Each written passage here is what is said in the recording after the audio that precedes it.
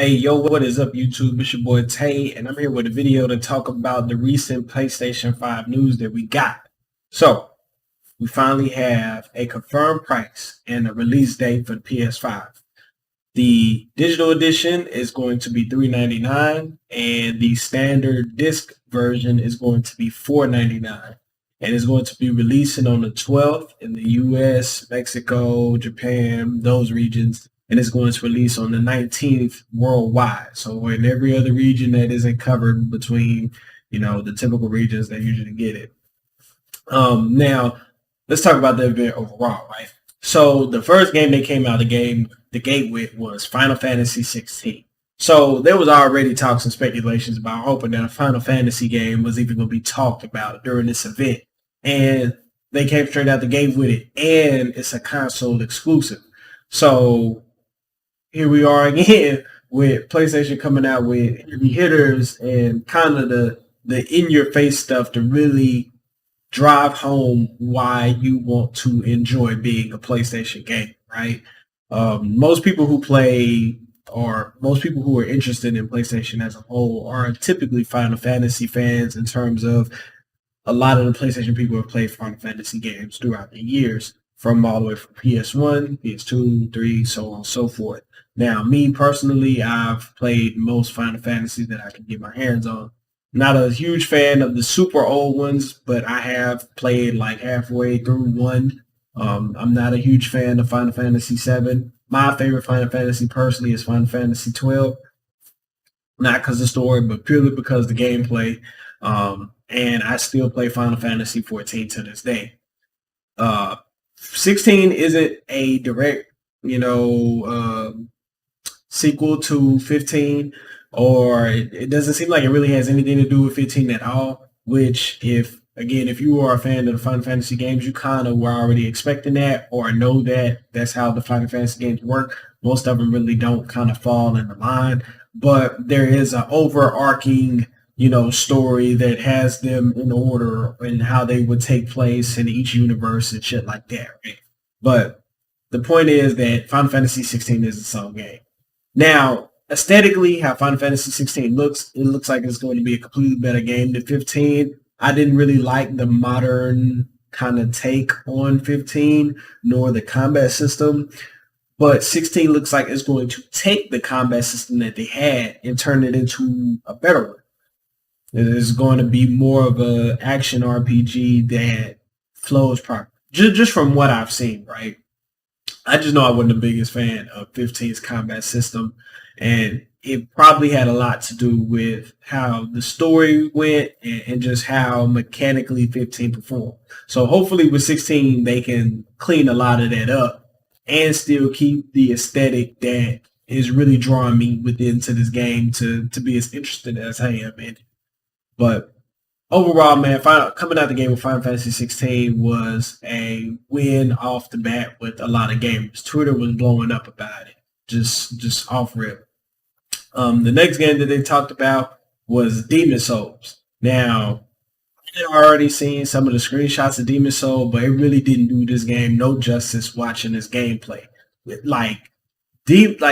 just something about how that game looks that really really swings the bat home about it being a remade game from the ground up, right? And that's word to you, fucking Ubisoft, and the shit that you doing with Prince of Persia. That's a remake.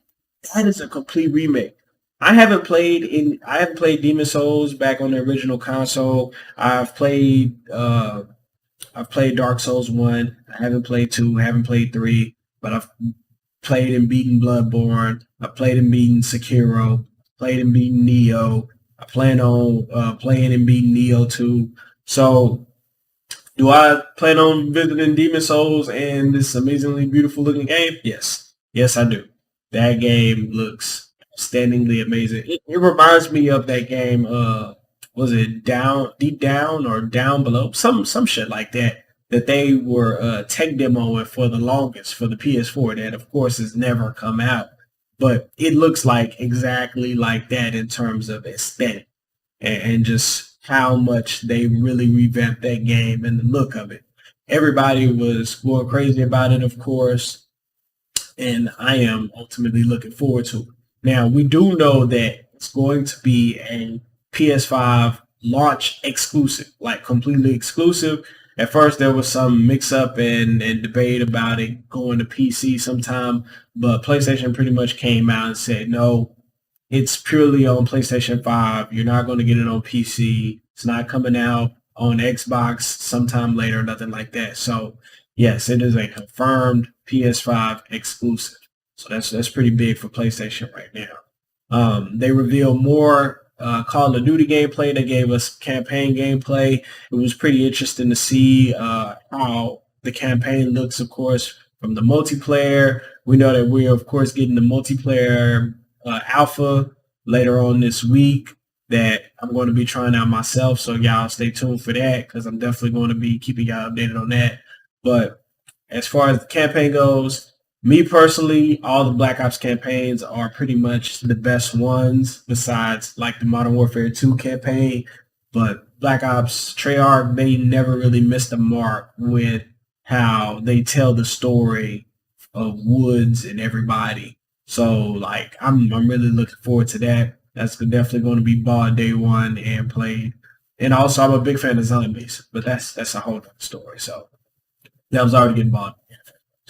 They revealed some bigger story topics about Resident Evil 8. They explained like the story of some little girl going in the forest and getting foraging for berries for her father, and so on and so forth. Now, I've played and beat Resident Evil 7. Resident Evil 7 was more up my alley. I don't like horror games where I can't do nothing. So I'm not a fan of like Outlast and those games like that. I'm not a fan of those games. I like Resident Evil 7 because if I'm going to be in a horror game or I'm going to be like scared or there's going to be monsters chasing me or stuff like that, I want to be able to fight back. I don't want to just sit there and be some helpless dude with a camera running around and I can't do nothing. No, like I want to be able to proactively engage in my enemies and or do something about the threat that's fucking with me and annoying me throughout the game anyways. So Resident Evil 8 looks like it's definitely going to take what Resident Evil 7 was and like up the horror even more and still keep the elements of what 7 was. So with that being said, I'm actually looking forward to what Resident Evil 8 has to offer. It looks like it's going to be a much, much bigger game with, it being an entire village and this big ass castle. And how they're good with like interweaving these maps to where you'll walk past a location and there's a hidden door there the whole time. And you just somehow made some type of loop, zigzag, diagonal into some tunnel that you then came back out in the pathway that you walked through, at the beginning of the game. So, yes, I definitely have my eyes on Resident Evil 7. They revealed that Devil May Cry 5 is going to be getting like a special edition. The last Devil May Cry I played was the pretty much the I guess the remake or whatever. I haven't played Devil May Cry 5 at all. I haven't really been big into those action games lately. I was a huge fan of like Dante's Inferno, God of War, of course, but just I guess because there's so many other games that I would prefer to play over Devil May Cry is why I never got to Devil May Cry 5. So I don't really have anything to say on that. I don't think I'm going to buy the special edition, so it doesn't matter. We got some more gameplay and aesthetic and kind of I guess mechanical stuff about Deathloop.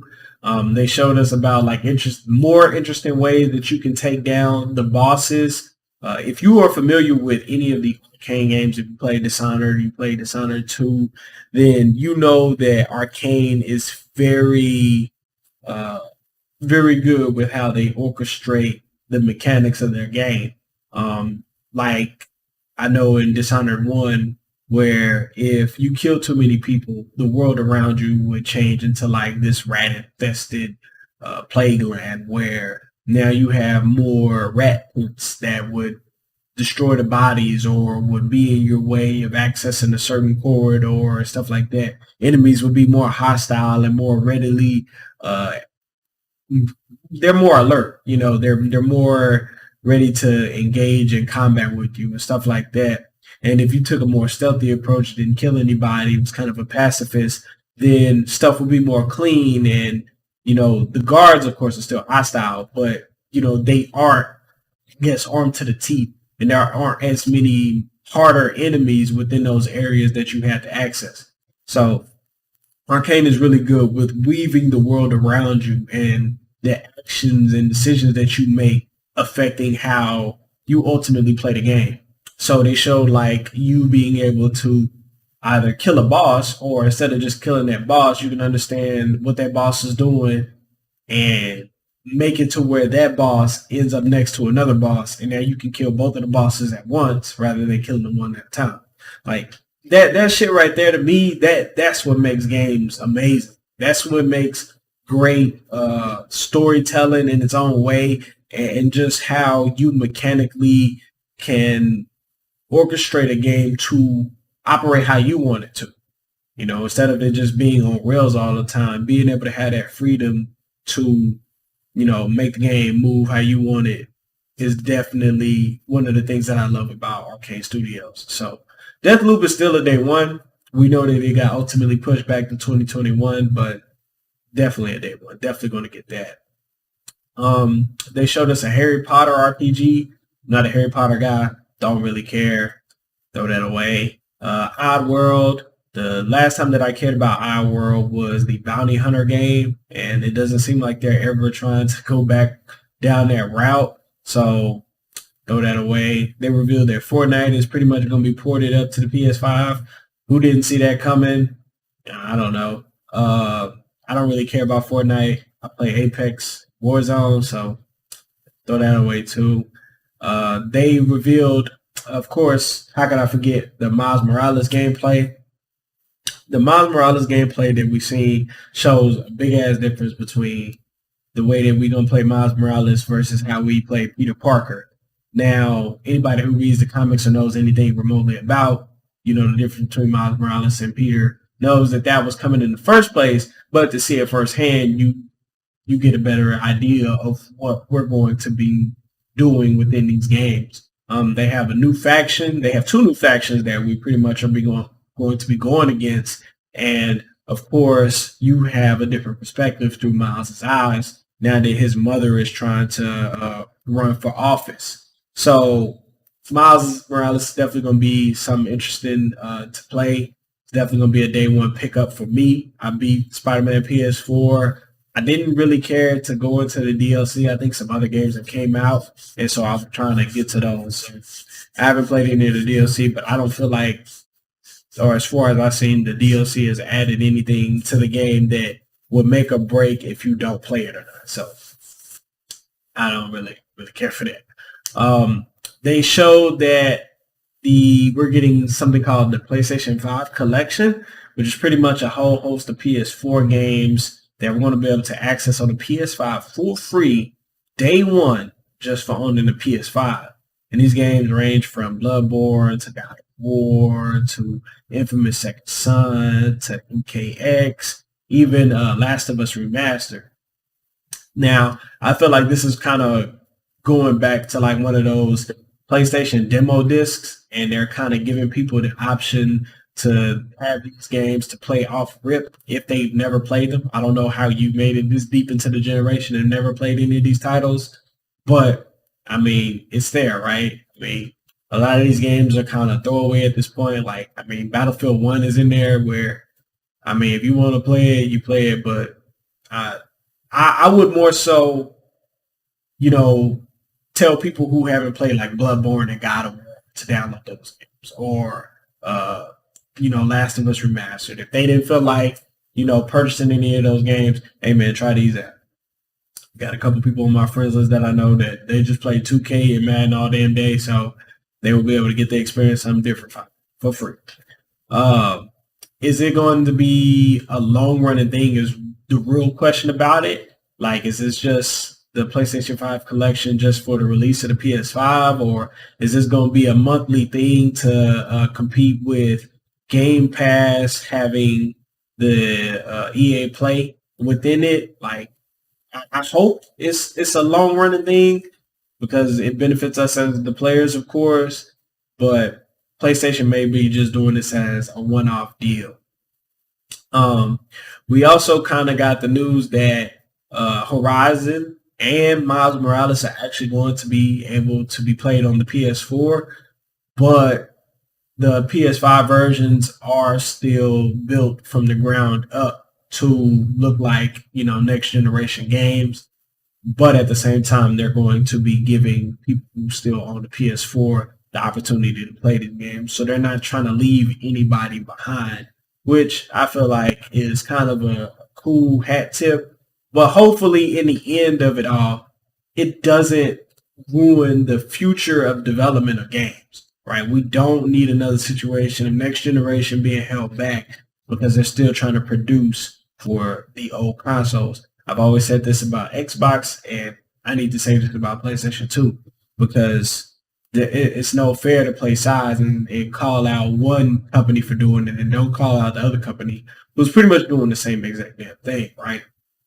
So PlayStation, you need to do better on that and not hold back the future of your console by trying to hang on to people from that generation.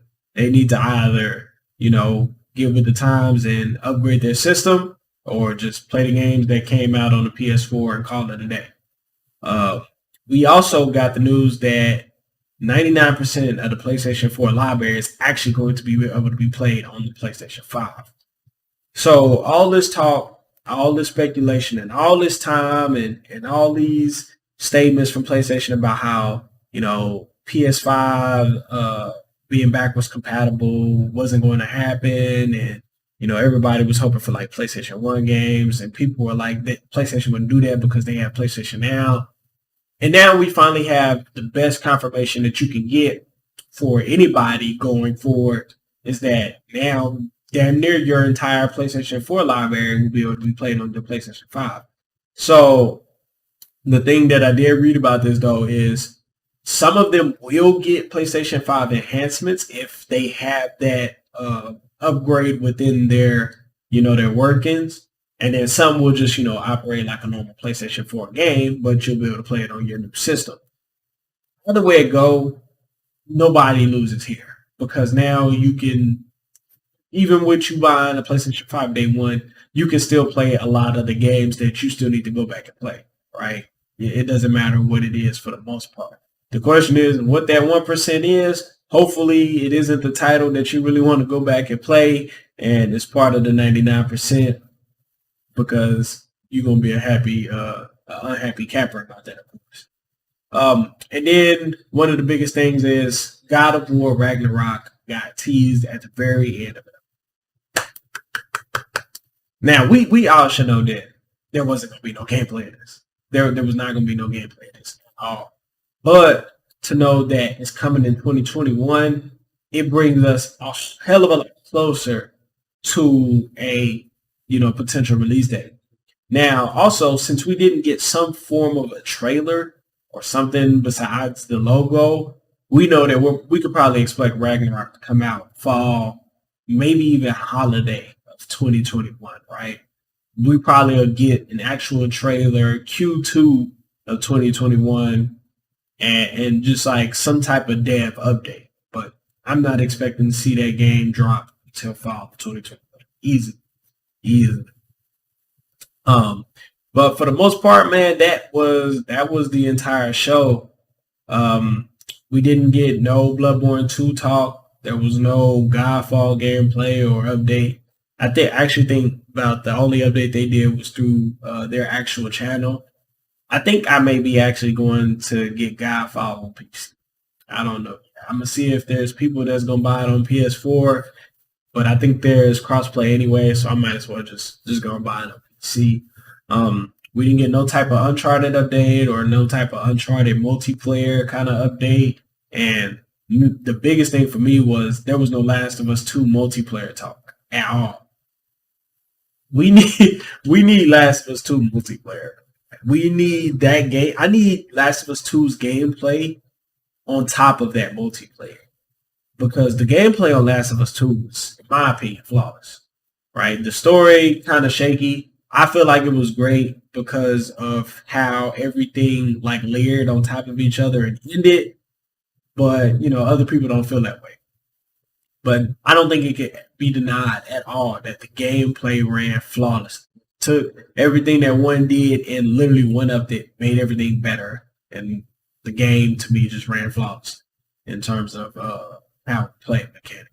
So they need to give us this multiplayer, man. I feel like it should be probably closer. So I'm gonna say like October, right? I give it to October that Naughty Dog is gonna say something about The Last of Us 2 multiplayer possibly being like a PS5 launch event, or even something that happens later this year, closer to Christmas time of this year. So I'm holding out for that, man. I'm really holding out for that. One of the things that I did want to talk about is the fact that games are going to be $70. Like, that is the standard. That is what we've seen. That is what all the articles have been putting out about.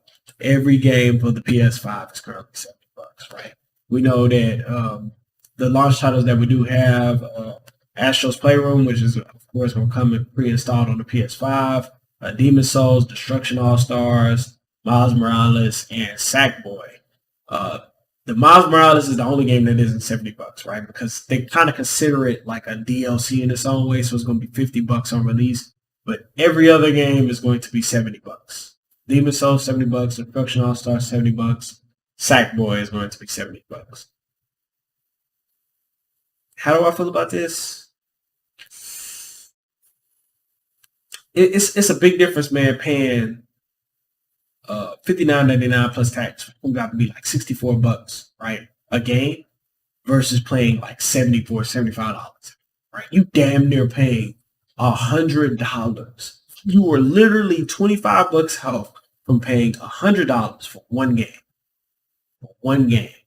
And this is one of my biggest reasons in getting the standard edition, is because if you get the all digital, you're left at the mercy of the PlayStation Store. And if a game is on the PlayStation Store for like the next year or some change, and it's $70 and it doesn't ever go on sale, then you either spend $70 and buy that game, or you just you don't get it, right?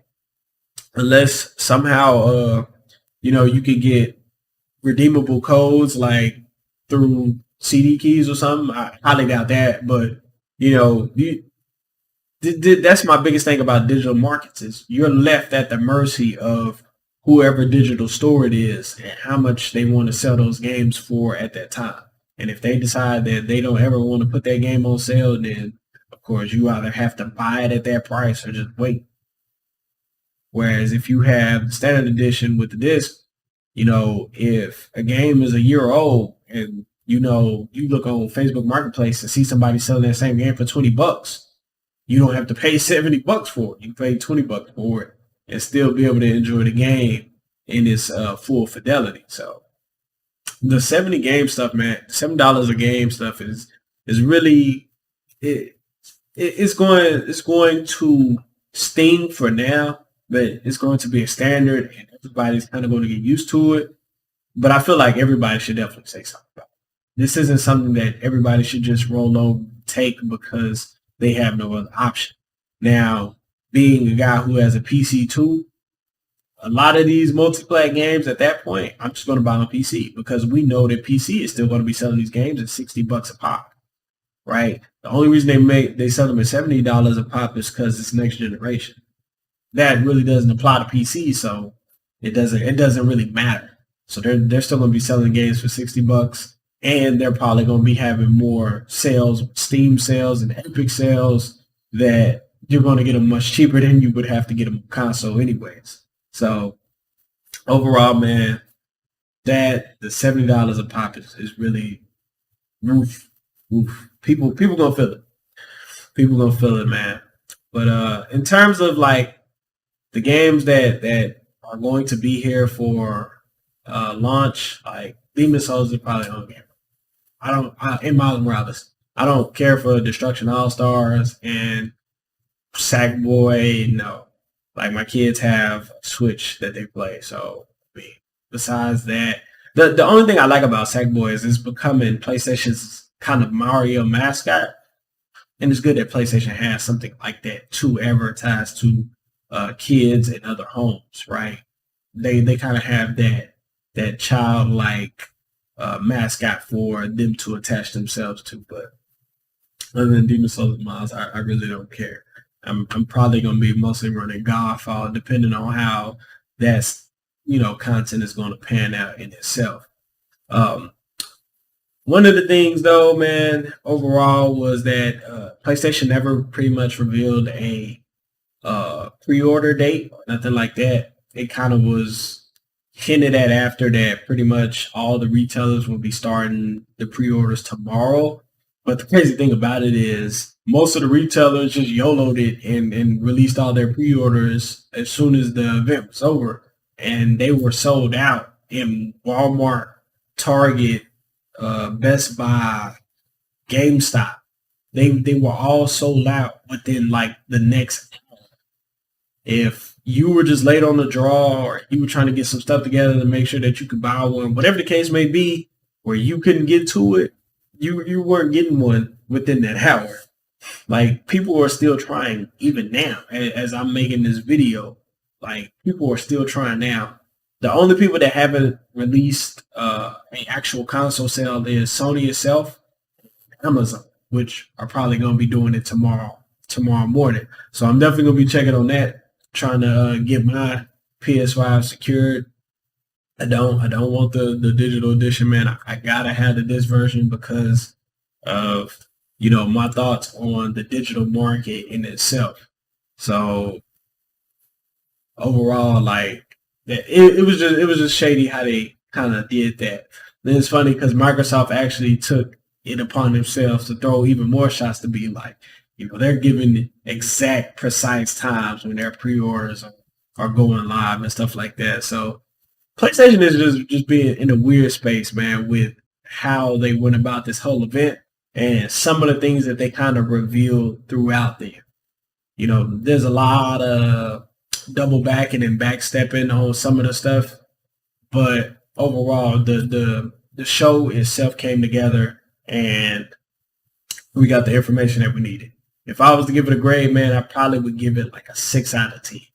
Overall, mainly because of the games that I explained that they didn't even like give us any more news on or kind of hint at or some form of an update to keep us within the grace of knowing that those titles are still being looked at and the devs themselves are kind of hearing out the community. So that's why I would give it a 6 out of 10. But other than that, man, I'm not going to hold you guys any longer. Let me know what you guys think down in the comments below. Which version are you getting? Or are you sticking with the Xbox, Team Xbox? Are you getting a Series S or a Series X? I feel like what PlayStation just did with the digital version being $399 and the Series S being $299, you kind of might as well hold out. You might as well hold out and just get the damn digital version if you were going for the Series S. But like I said, I told y'all that. I said PlayStation gonna do some petty shit. PlayStation gonna do some petty shit. But they did surprise me about going 2 days later on the release date. But they definitely, with the price point, man, they nailed the coffin shut. So that's how I feel about it, man. Like I said, let me know what you guys think down in the comments below, and I'll catch y'all later. Peace.